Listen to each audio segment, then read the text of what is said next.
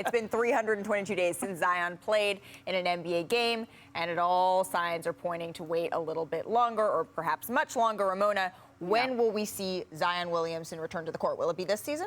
Doesn't look like it. No, you can just do the math here. Okay. Okay. Right now there's an indefinite timeline. They're not putting anything officially on this, but they've got 11 games left, and all he's been cleared to do right now is shoot on the court. He hasn't progressed to anything full speed. And last time at this stage, he's able to do full weight bearing. Okay, so there's full weight bearing. Right now he can do full weight bearing, but he's not doing anything full speed. And last time at this stage is when he had a setback. And so you can expect that the ramp up from this stage this time, because there was a setback last time, is going to be longer than it was. So just do the math. Right. We're down to 11 games in the season. There's just not enough time for him to ramp up. And so they're not officially going to say anything. They're not going to shut him down or anything, because they moved into 9th place now. They are, right now, if the season ended, they would host a play-in game. So he's got some time. He's going to keep working. There's been some progress on his rehab on the court, but he's not even to the point where he's going full speed. Okay, so based on all of that, Richard, do you see this as a big deal, little deal? I always struggle because, yes, it's a big deal if you have the #1 pick that's not playing, but it's not a big deal if you're in the micro and macro. In the big picture, it's not a big deal, and I think I just heard Perk giggle. But the reason why is because, look, we have the MVP frontrunner right now in Joel Embiid. This individual missed half of the first 4 seasons of his career. Right. People don't understand how long it can take to mature, to understand your body, to understand all the things that you physically need to do. And look at that. Joel Embiid played 31 games in his first 3 seasons, and look at where he is now. So there is hope for New Orleans fans. There is hope for Zion. Okay, Big Perk, we heard you giggling. So where do you stand on all of this?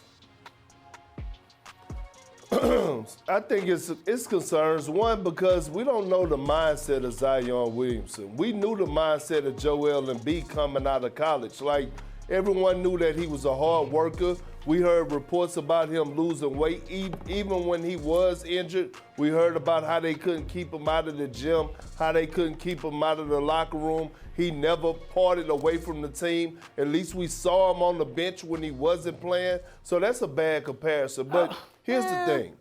I just want to know,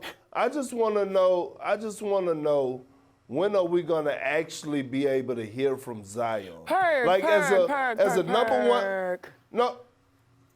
Zion is 21 years old, and he's had the spotlight on him since he was 15. And where were you at 21 years old? Did you know everything about your professional career, how to maintain your body, your nutrition? I wasn't the #1 pick, Chiney. I didn't have the most hype since LeBron James. All I'm asking is this. Yeah, he can't control that. You know what I'm saying? You can't control when you're talking to the media? No. You can't control when you address the media? No, I'm saying you learn these things as you grow older and you become a professional. I'm taking a little pressure off of Zion because he's had a magnifying glass. And every time we see him, we talk about him, we criticize him potentially on his appearance. Why do you think that young man will want to step in front of a camera and talk when he knows that so many people are discussing things that might be his vulnerabilities? But yeah, he has a lot of expectations.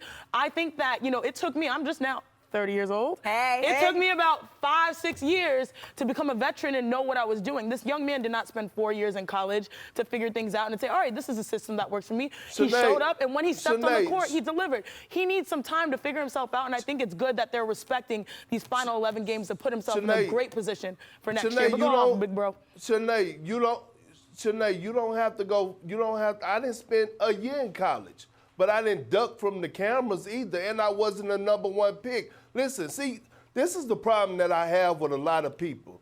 When you sign up for the NBA, you sign up for the good and the bad, the fortune and the fame, whether that's the good media or the bad media. And when you're the #1 pick and you're that hyped up, listen, man, at some point in time, we got to start holding people accountable. We can't let the age and stuff he should have stayed in Duke if he wasn't ready for it. That's what I'm trying to say. We got to quit giving people passes. We need to hear from Zion. We need to hear how he's doing. We can't just continue to hear from Willie Green or some David athletes Griffin. like to control their own narratives on their own terms. And really quickly, especially when they're down. No matter how much he talks, that ain't gonna make his foot heal faster.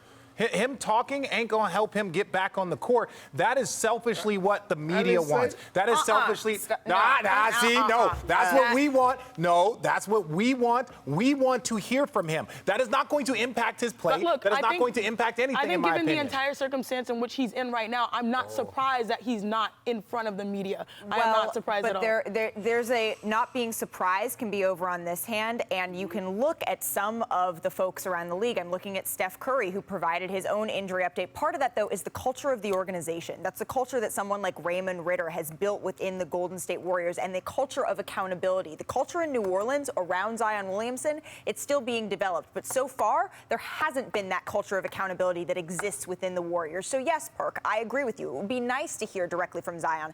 I'm not saying he has an obligation to talk to us, but what I am saying is that if you want to be able to have a fair shake, it goes two ways. What, Richard? I just want to say one really quickly thing.